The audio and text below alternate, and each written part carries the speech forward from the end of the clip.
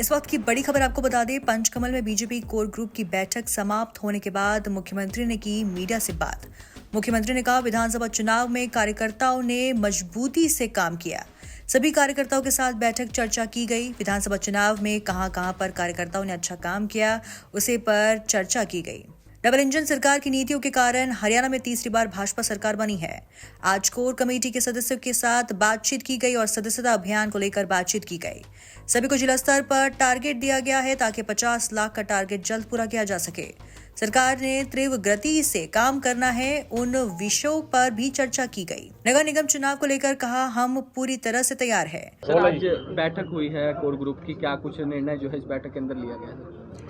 देखिए, प्रदेश का जो कोर ग्रुप होता है उसमें सामान्यतः पूरी पार्टी की वर्किंग का एक एनालिसिस किया जाता है और संयोग से इस बार चूँकि भारतीय जनता पार्टी की तीसरी बार प्रदेश में सरकार बनी है, तो इस तीसरी बार सरकार बनने के संदर्भ में भी सब लोगों की अपनी जो खुशी है वो प्रकट हुई थी और उसमें आगे क्या करना चाहिए उसमें बहुत लोगों के सुझाव होते हैं। कोई एजेंडा नहीं होता है इस प्रकार की कोर ग्रुप की मीटिंग का।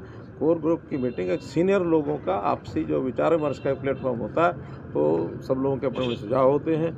वर्तमान में जो चल रहे काम होते हैं उसकी रिपोर्टिंग होती है। जैसे अभी संगठन पर्व चल रहा है, मेंबरशिप चल रही है, आगे संगठनात्मक चुनाव होंगे और साथ साथ अब स्थानीय निकाय, शहरी स्थानीय निकाय के चुनाव की भी चर्चा हुई, कब होने चाहिए, कैसा होना चाहिए। तो ऐसे जनरल एक प्रकार से सुझाव होते हैं। बाद में प्रदेश की जो टोली होती है, पदाधिकारियों की टीम होती है और कार्य समिति होती है, उसमें फिर निर्णय हुआ करते हैं। इस संदर्भ में एक प्रकार की एडवाइजरी बॉडी है कोर ग्रुप इसी प्रकार की। सर, जो सरकार बनी है, सरकार बनने के बाद जो बड़े फैसले लिए गए हैं सर, जिस तरीके से लगातार पिछले एक महीने में कई बड़े फैसले हुए हैं, चाहे वो चुनाव में किए गए वायदों की बात करें, हरियाणा में एससी के वर्गीकरण की बात करें, उसको इम्प्लीमेंट किया गया है, कर्मचारियों की जॉब सिक्योरिटी दी गई है, तो आप मानते सर कि कार्यकर्ताओं में, पार्टी के नेताओं में इसको लेकर फीडबैक जो है वो इस तरीके के चुनावी वायदे पूरे होने से लोग संतुष्ट हैं?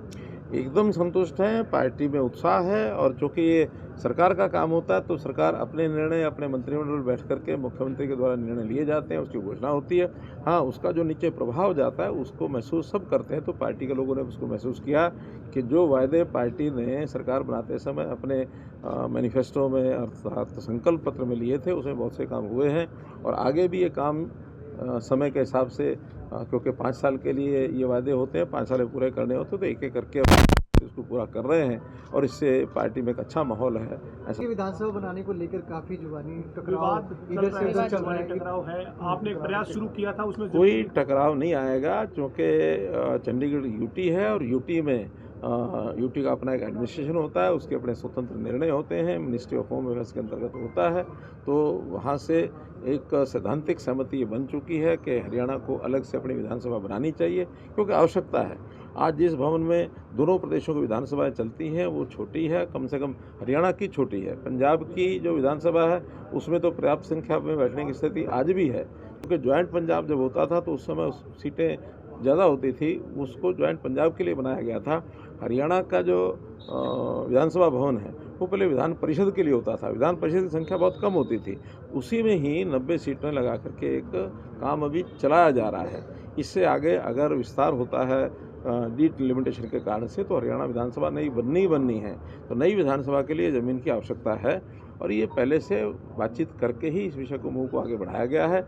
यूटी में जो ज़मीन हम ले रहे हैं उसके बदले में पंचकुला में उससे ज़्यादा ज़मीन दी जा रही है उनको, तो ये एक कमर्शियल एक प्रकार से एक एग्रीमेंट है। इसमें कोई किसी प्रकार के भावनात्मक मुद्दे को कुछ लोग बना रहे हैं, वो उचित नहीं है। और मैंने तो पंजाब के लोगों को भी कहा कि उनकी भी अगर कोई आवश्यकता है ऐसा अरेंजमेंट वो भी कर सकते हैं। कोई चंडीगढ़ में उनको ज़मीन कहीं और चाहिए, बदले में वो मोहाली में अथवा एडजॉइनिंग पंजाब में कहीं भी ज़मीन दे करके बदल करना, तो हमको कोई आपत्ति नहीं है। ये सारे सिस्टम समय समय पर पहले भी हुए हैं, आगे भी होते रहेंगे, कोई समस्या नहीं आएगी। कई बार बहुत बड़े मैंडेट के साथ आदरणीय नरेंद्र मोदी जी के नेतृत्व के अंदर एनडीए सरकार बन रही है, डबल इंजन की सरकार बन रही है, झारखंड में बन रही है। क्योंकि मैं जीरो ग्राउंड के ऊपर रहा हूँ, लोगों का एक बड़ा जोश, जो उत्साह, आम पब्लिक क्योंकि मोदी जी की नीतियों से बड़ा प्रभावित है और वहाँ पर जो 2.5 सालों के अंदर हमारी सरकार ने काम किए हैं वो ऐतिहासिक काम है, उसकी चर्चा आम व्यक्ति कर रहा है। कि कांग्रेस तो खाली वहाँ पर इन्होंने नाम तो दे दिया उसका अपना महाविकास अघाड़ी, पर वो वहाँ विनाश अघाड़ी है। ये कांग्रेस ने एक नाम दिया अपना महाविकास आघाड़ी। ये महाविकास आघाड़ी नहीं, ये महाविनाश आघाड़ी है। और इस प्रकार के लोग उसमें चिपटे हुए हैं जिनके ऊपर भ्रष्टाचार को लेकर के सब एफआईआर दर्ज है, फिर कहाँ विकास की बात करेंगे। कहा नगर निगम के चुनाव जल्द ही करवाए जाएंगे।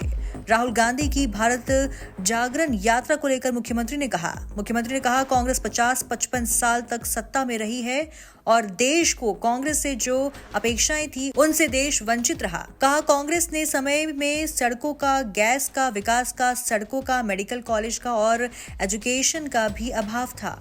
कहा देश ने कांग्रेस पार्टी को देख लिया है और उन्हें नाकार दिया है। जनगणना की बात पर कहा कांग्रेस कई सालों तक रही, तब जनगणना क्यों नहीं करवाई। कहा कांग्रेस वोट ले लेते थे, पिछड़े और एससी का शोषण करते थे। जनता के नकारने के बाद कई प्रकार की बातें कर रही हैं। महाराष्ट्र और झारखंड के चुनाव पर कहा नरेंद्र मोदी जी के कामों को कोई लाकार नहीं सकता और पहली बार सरकार गरीबों के घर में पहुंची है। कहा गरीब की जिसने सूद ली वो नरेंद्र मोदी है। जिस राज्य में अगर अन्य दल की सरकार है, उसे राज्य की सरकार केंद्र की सुविधाओं से भी लोगों को वंचित रखते हैं। जिस राज्य में भाजपा की सरकार है वहां पर केंद्र की सुविधा भी नहीं दी जाती। हिमाचल में भी कांग्रेस ने वायदे किए लेकिन पूरे नहीं किया और जनता का शोषण किया। महाराष्ट्र में भी दूसरी बार बहुत बड़े मैंडेट के साथ सरकार बनेगी।